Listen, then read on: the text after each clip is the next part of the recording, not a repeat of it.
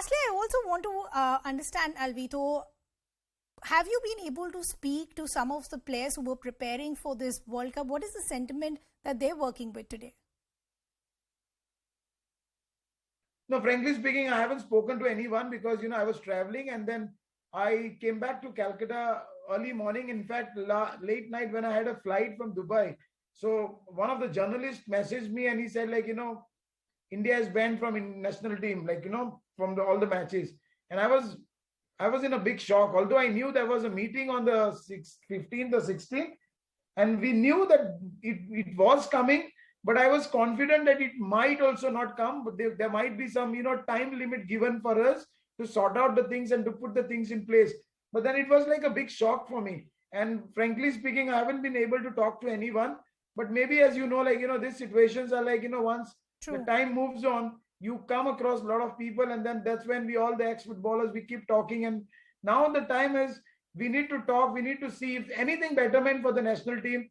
I, as a player, and maybe some of the senior most players, we would always love to give our advice and to do something good for the national team.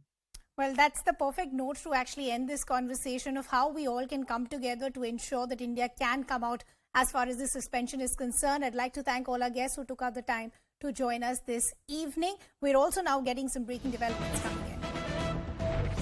The Delhi High Court has passed a landmark judgment with regard to sports bodies and following of National Sports Code.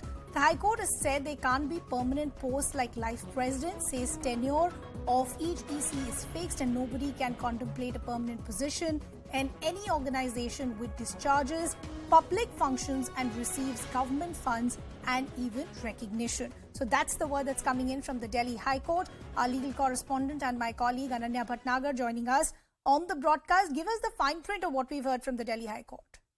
Well, this judgment was basically cited in terms of, in fact, this landmark judgment is over a petition filed by Rahul Mehra, who's a lawyer and also a sports activist. So it was concerning the membership of the Indian Olympic Association and how the sports, in fact, go on in the country. And now what directions that have been passed by in fact, the Delhi High Court are that the High Court has appointed a committee of administrators to manage the affairs of the Indian Olympic Association, which basically deals with all of the Olympic sports in the country. It has also said that all NSFs, including the IOA, has to comply with the sports code, and in case they fail to do so, their representation should be stopped.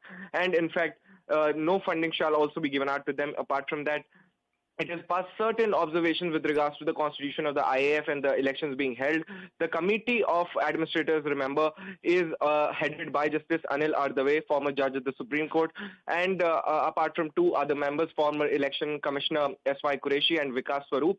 And in fact, three sports persons have also been appointed as the consultant sports persons into this particular case, including Mr. Abhinav Bindra, Anju Bobby George, and Bombaila Devi Laksharam.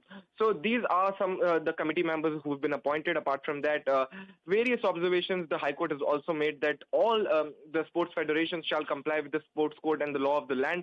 And in fact, those who would fail to do so would in fact lose their memberships, and also no funding would be granted to them. And one very important point that has also been raised is that the IOA's recognition shall be suspended if it does not comply with the sports code. So these are clear warnings to the Indian Olympic Association to comply with the sports code, and all of those NSFs, including the IOA, who comply with the sports code and represent Olympic sports would qualify for the IOA membership itself.